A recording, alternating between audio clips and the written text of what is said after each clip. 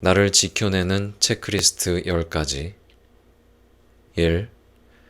오늘 하루 단 한 번이라도 내 숨소리에 귀 기울였는가? 숨이 가빠지면 멈추고 천천히 다시 걸어도 괜찮다. 2. 지금 이건 내 몫이 아니야 라고 느끼는 일을 정중히 거절했는가? 거절은 때때로 나를 존중하는 가장 단단한 선택이다. 3. 아프다고 말할 수 있는 용기를 가졌는가? 괜찮지 않아도 괜찮다. 당신의 고백은 약함이 아니라 용기다. 4. 오늘 나를 칭찬해주는 말을 스스로에게 건넸는가?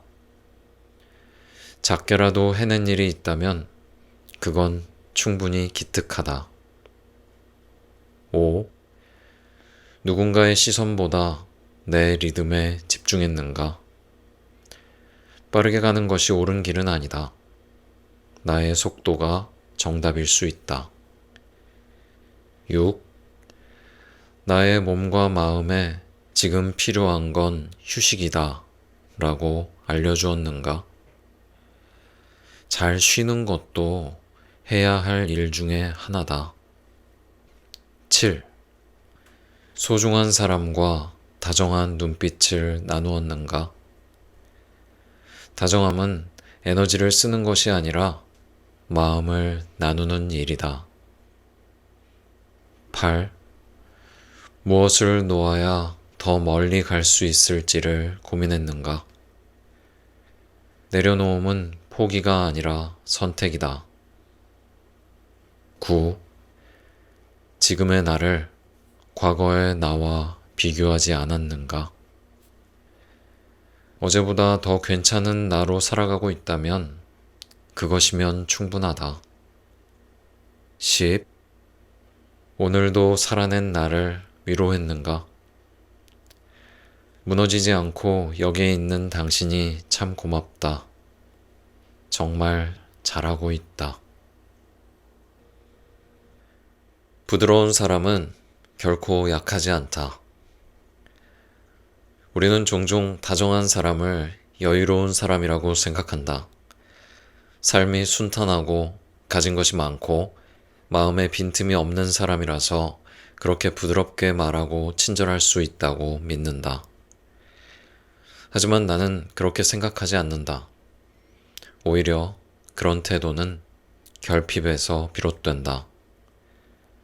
상처를 지나온 이들이 만들어내는 결과에 가깝다.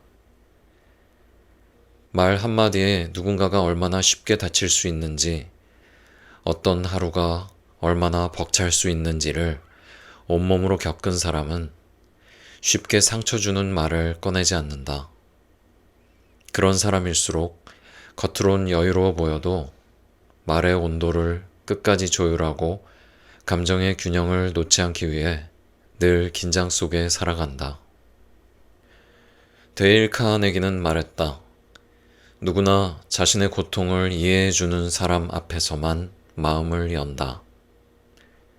그 말처럼 진심 어린 태도는 결국 이해에서 비롯된다.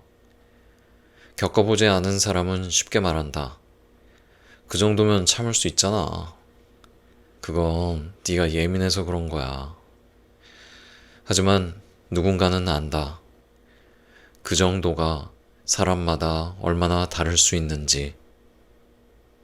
자신에게는 아무 일 아닌 것이 누군가에게는 하루를 무너뜨릴 수 있다는 것을. 그래서 나는 그런 사람을 쉽게 여기지 않는다. 그들은 단순히 성격이 좋은 사람이 아니라 수많은 감정의 부침을 통과해 지금의 온도를 만들어낸 사람들이다. 그 다정함은 노력의 결과고 상처를 껴안은 태도이며 절대 가볍지 않은 무게를 품은 진짜 감정이다. 그런 사람을 보면 나는 마음속으로 고개를 숙인다. 아, 저 사람은 싸우지 않기로 선택한 사람이구나. 세상 앞에서 부드럽게 말하기로 사람들 앞에서 온기를 품기로 결정한 사람이구나. 그 따스함은 결코 약하지 않다. 다정함은 단단함을 품은 유연함이다. 그래서 나는 그런 다정함을 더 믿는다. 그런 다정함이 있는 사람을 결코 얕보지 않는다. 그건 살아온 시간과 태도가 만든 가장 깊은 온도이기 때문이다. 결국 다정함에는 세상을 변화시키는 힘이 있다. 누군가의 작은 다정함이 누군가의 하루를 바꿀 수 있고 그 하루가 모여 삶을 변화시킬 수 있다는 믿음이 나를 앞으로 나아가게 한다.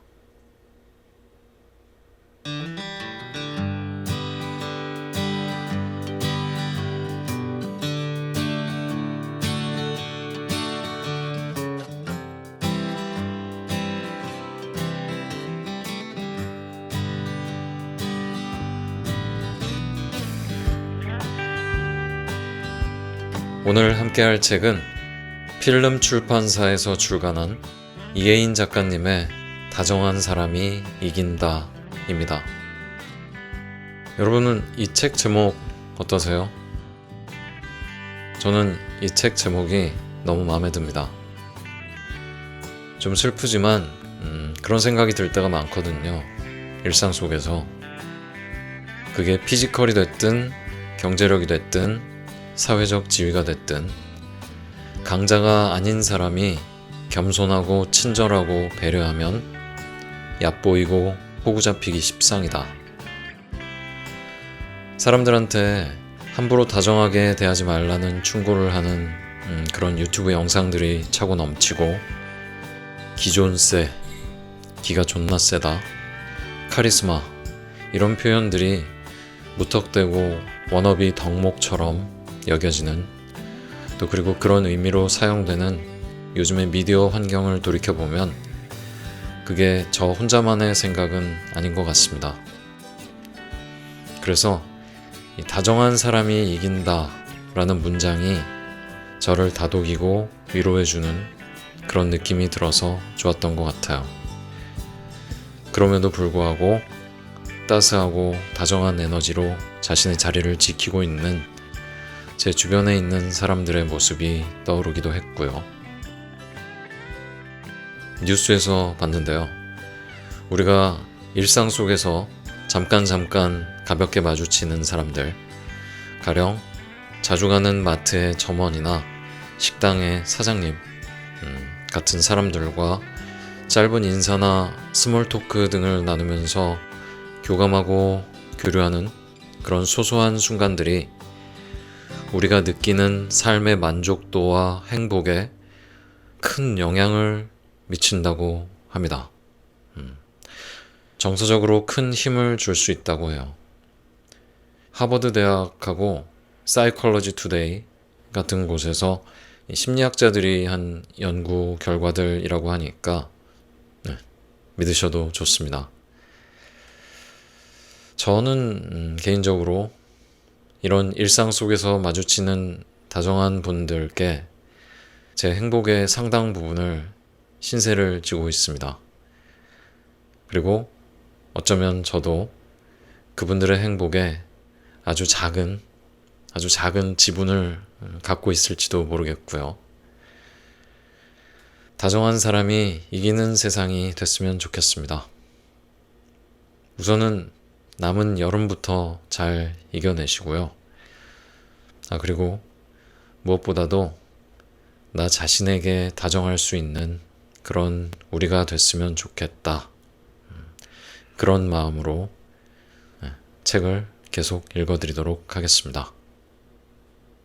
다정함은 향수를 닮아 있다. 손꼽아 기다린 주말이 되면 동네 하나를 정해 카페 투어를 떠난다. 잔뜩 기대를 품고 찾아간 카페라도 직원의 퉁명스러운 말투 하나에 모든 설렘이 꺼져버린다. 결국 나는 조용히 음료를 테이크아웃으로 바꿔 주문하고 얼른 그 자리를 벗어난다. 좋은 공간의 훌륭한 디저트의 맛보다 누군가의 말 한마디가 주말 하루의 온도를 결정짓곤 한다. 반대로 아무런 기대 없이 들른 곳에서 따뜻한 말 한마디와 환한 눈 인사를 받으면 그 경험은 오랫동안 잊히지 않는다. 그 온기가 공간 전체를 채운다. 그리고 나는 사랑하는 사람들에게 그 공간을 자랑한다. 여기 정말 괜찮아. 그 말 속에는 그날 받았던 다정함이 고스란히 녹아있다. 돌이켜보면 커피 맛이 특별해서가 아니라 커피를 건네는 사람의 눈빛과 말투, 마음이 특별해서 다시 가고 싶어지는 것 같다. 사람도 공간도 결국은 태도에서 본질이 결정된다고 믿는다. 그 태도가 바로 다정함이다. 심리학자 루이스 헤이는 인간관계에서 가장 중요한 자세에 관해 이렇게 말했다. 사람을 대할 때는 마음을 담아야 한다. 그 마음이 곧 설득이다. 다정함은 눈에 보이지 않지만 기분 좋은 향수처럼 공기 중에 은은히 퍼져 상대방의 마음에 닿는다. 그 다정함을 받은 사람은 어느새 조금 더 부드러운 표정으로 돌아선다. 이런 작고 조용한 파장이 사람과 사람 사이를 타고 전해지며 결국 오래도록 우리에게 따스한 잔상을 남긴다. 그래서 나는 나의 삶에도 그런 향기를 뿌려야겠다고 생각한다. 애써 어렵게 하지 않아도 된다. 낯선 사람에게 살짝 뿌려주기만 해도 그 사람의 하루에 부드러운 흔적을 남길 수 있다. 단단한 사람이 되는 것도 좋지만 향기로운 사람이 되는 건 더 아름다운 일이다. 나는 부디 누군가의 기억 속에 그 사람 참 다정했지 라고 남고 싶다. 나는 나에게 속지 않기로 했다. 글을 쓴다는 건 나를 알아보는 일이다. 단순히 생각을 정리하는 것이 아니라 내 감정을 정확하게 짚어내는 작업이다. 그 덕분에 나는 단순히 힘들다 라는 말로 나를 퉁치지 않게 되었다. 무엇이 나를 힘들게 하는지 그 원인을 차근히 추적해 나갈 수 있기 때문이다. 사람들은 흔히 겉감정에 속는다. 예를 들어 화가 난다, 불안하다, 기운이 없다 라는 감정들은 감기처럼 표면에 드러난 증상일 뿐이다. 기침이 난다고 감기의 원인이 무조건 기관지 문제는 아니듯 겉감정은 언제나 속에 숨어있는 더 깊은 감정이 원인일 수 있다. 그러나 우리는 너무 자주 그 겉감정에 휘둘린다. 스스로를 정확히 진찰하지 않으면 맞는 처방도 내려지지 않는다. 그러니 문제의 본질과는 점점 멀어지고 그냥 힘들어, 다 짜증나, 그냥 하기 싫어 같은 말로 스스로를 가둬버린다. 주변 사람들도 마찬가지다. 그저 내 말을 투정쯤으로 여기고 넘기고 만다. 하지만 나 자신만큼은 나를 섬세하게 진찰할 줄 알아야 한다. 그래서 나는 글을 쓴다. 혼란한 감정 속에서 뭉뚱그려진 감정을 하나하나 해체해 본다. 단순히 불안하다라고 말하기보다는 여러 가지 일을 앞두고 있어 막막한 것인지, 어제의 실수로 인해 자책이 올라오는 것인지, 오랫동안 미뤄온 일을 마주해야 한다는 두려움 때문인지 차근차근 감정의 얼굴이 선명해지기 시작한다. 모자이크처럼 흐릿했던 마음이 연필 스케치처럼 또렷하게 그려진다. 그 순간 나에게 정확한 처방을 내려줄 수 있다. 무엇이 원인이었는지 알게 되었고 어떤 행동을 취해야 할지 보이기 시작한다. 이해는 곧 추진력이 된다. 이제 나는 감정의 안개 속에서 길을 잃지 않는다. 나는 나의 속감정을 들여다본다. 왜 그렇게 불안했어? 왜 일을 미뤘지? 왜 친구한테 그런 말을 했던 걸까? 이 질문들은 나를 책임지기 위한 문장이다. 내가 나를 사랑하는 방식이며 나를 성장시키는 대화이다. 잠시 멈춰 호흡을 고르고 내 마음을 있는 그대로 바라볼 수 있는 시간을 가질 수 있다면 우리는 언제든 다시 땅을 딛고 일어설 수 있다. 나는 이제 나에게 속지 않기로 했다. 감정의 표면만 보고 길을 잃는 대신 마음의 깊은 곳을 들여다보기로 했다. 그리고 믿는다. 그렇게 나는 내가 정말 원하는 방향으로 한 걸음씩 나아갈 수 있을 거라고. 나는 변명하지 않기로 했다. 요리 경연 예능 프로그램인 흑백요리사는 단순히 재미를 떠나 나에게 큰 자극을 주었다. 그들의 진지한 요리 대결을 보며 그 안에서 인생을 대하는 태도를 배웠다. 특히 팀으로 진행되는 대결에서 제한된 시간과 자원 그리고 긴장감 속에서도 승리를 만들어내는 셰프들을 보며 존경의 마음이 들었다. 그들은 이렇게 말한다. 전문가는 변명하지 않는다.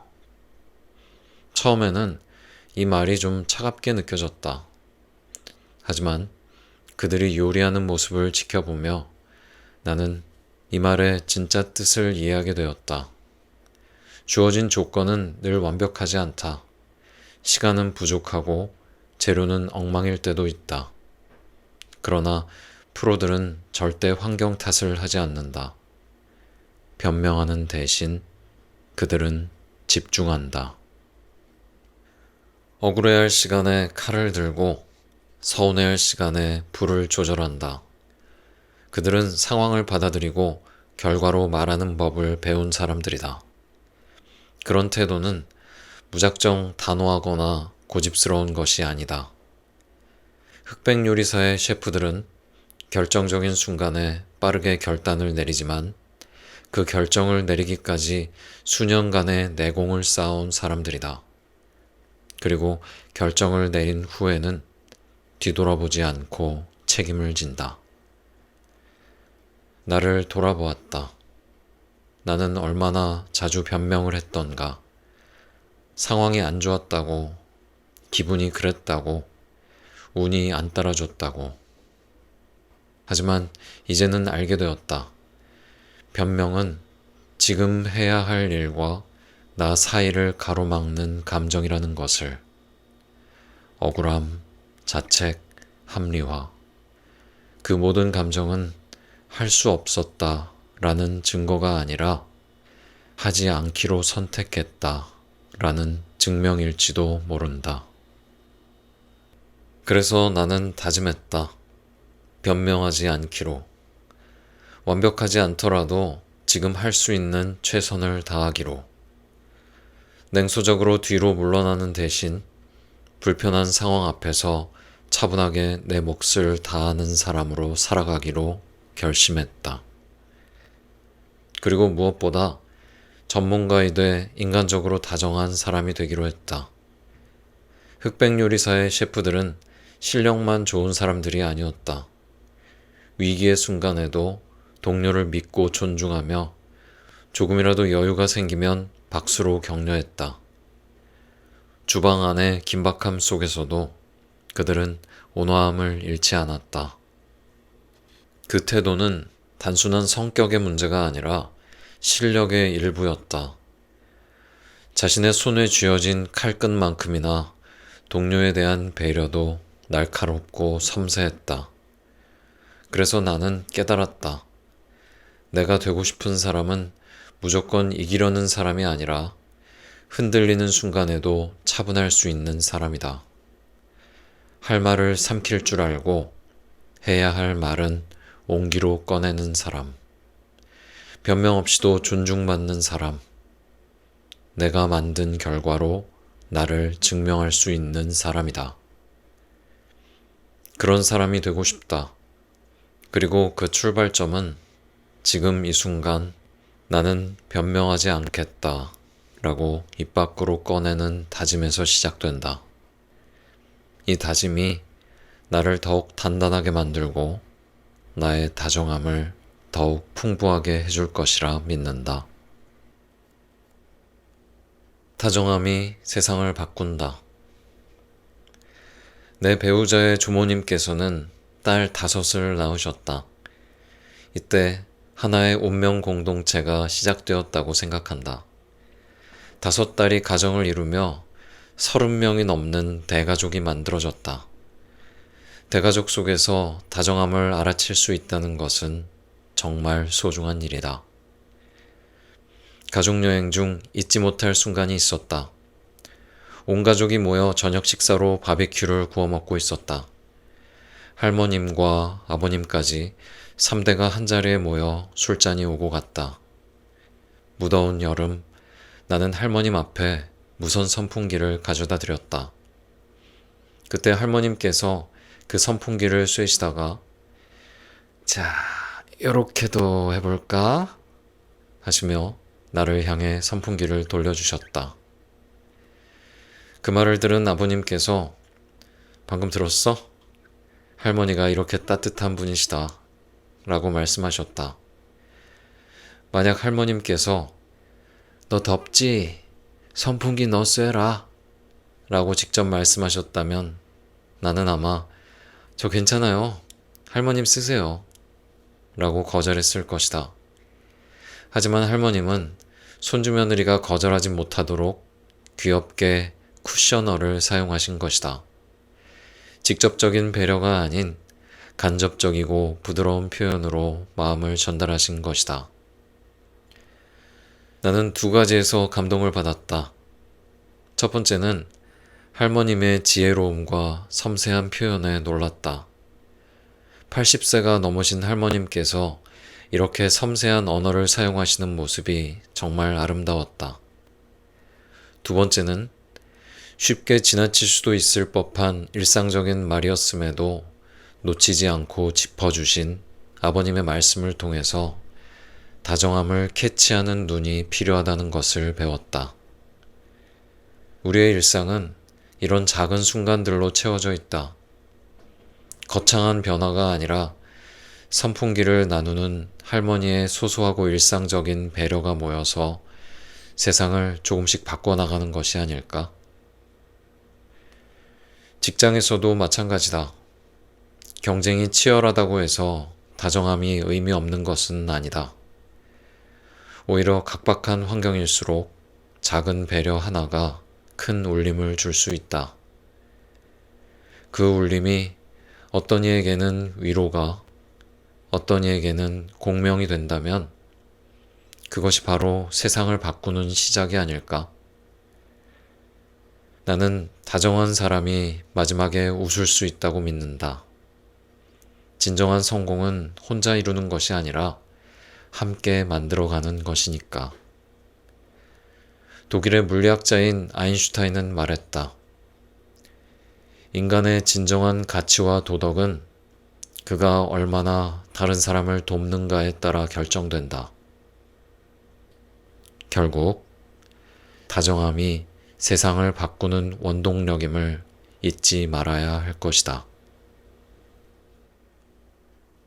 무리하지 않는다. 이젠 무리하지 않습니다. 예전에 나는 뭐든 끝까지 해내야 직성이 풀리는 사람이었다. 야근을 밥 먹듯이 하고 달리기를 하면 지칠 때까지 넘치게 해야 성에 찼다. 하지만 지금은 다르다. 내 체력의 한계를 알게 되었다. 반복된 야근으로 무리하고 나면 컨디션이 몇 날 며칠은 회복되지 않고 운동을 조금만 과하게 해도 피부에 발진이 생긴다. 면역력이 곤두박질 치고 감정도 함께 무너져 내린다. 그렇게 알게 되었다. 오래 뛸 수 없는 몸이라는 것, 그리고 그것이 결코 뒤처지는 것이 아니라는 것을.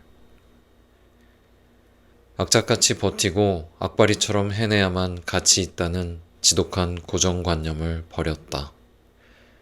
모든 걸 다 해낼 수 있을 것 같은 오기와 오만도 내려놓았다. 지금은 할 수 있는 만큼, 그러나 꾸준히 하는 것을 선택한다. 성장과 열정이라는 단어를 기대한 누군가에게는 다소 맥 빠지는 이야기일 수 있다. 그러나 솔직히 말하자면 무리하지 않는 이 삶이 나를 지탱해준다. 그리고 꾸준함을 가능하게 해준다.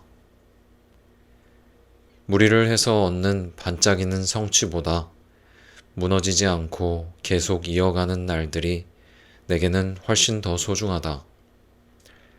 지치지 않고 멀리 가려면 때로는 속도를 늦추는 것이 지혜다. 라는 데일 카네기의 말처럼 무리하지 않는 생활은 번아웃이라는 벼랑을 멀리하게 한다. 계속 달리는 대신 멈춰서 숨을 고를 줄 아는 사람만이 자기의 길을 끝까지 걸어갈 수 있다. 요즘 나는 내 긍정의 총량에도 한계가 있다는 것을 인정한다. 누구에게나 다정할 수 없고 모든 상황에 친절할 수 없다. 그래서 내 다정함을 낭비하지 않는다. 내가 사랑하고 지키고 싶은 사람들에게 집중한다. 무리하지 않고 살아가는 이 삶 속에서 나는 진짜 어른의 용기를 배운다. 나의 한계를 인정하는 것, 그리고 그것을 지켜주는 것.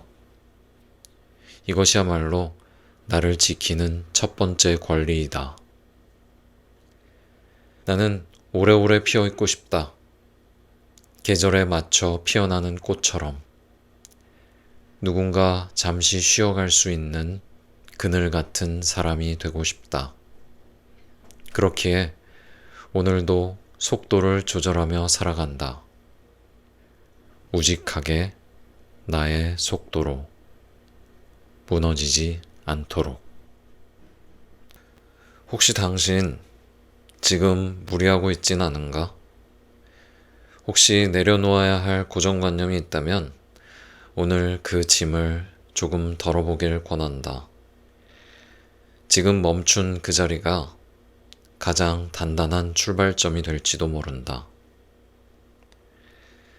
나를 지켜내는 체크리스트 10가지. 1. 오늘 하루 단 한 번이라도 내 숨소리에 귀 기울였는가? 숨이 가빠지면 멈추고 천천히 다시 걸어도 괜찮다. 2. 지금 이건 내 몫이 아니야 라고 느끼는 일을 정중히 거절했는가? 거절은 때때로 나를 존중하는 가장 단단한 선택이다. 3.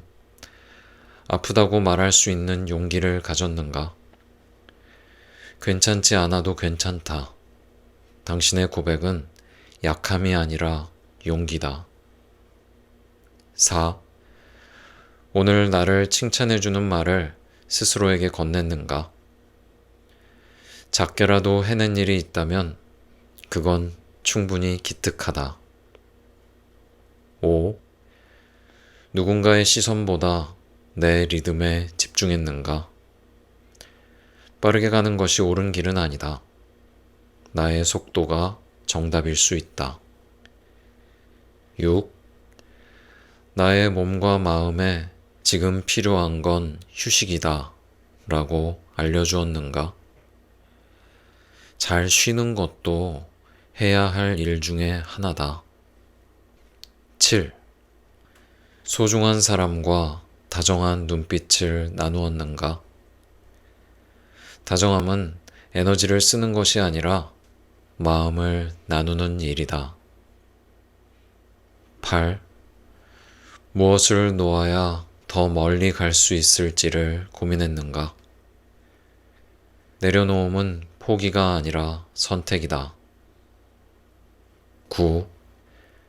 지금의 나를 과거의 나와 비교하지 않았는가? 어제보다 더 괜찮은 나로 살아가고 있다면 그것이면 충분하다. 10. 오늘도 살아낸 나를 위로했는가? 무너지지 않고 여기에 있는 당신이 참 고맙다.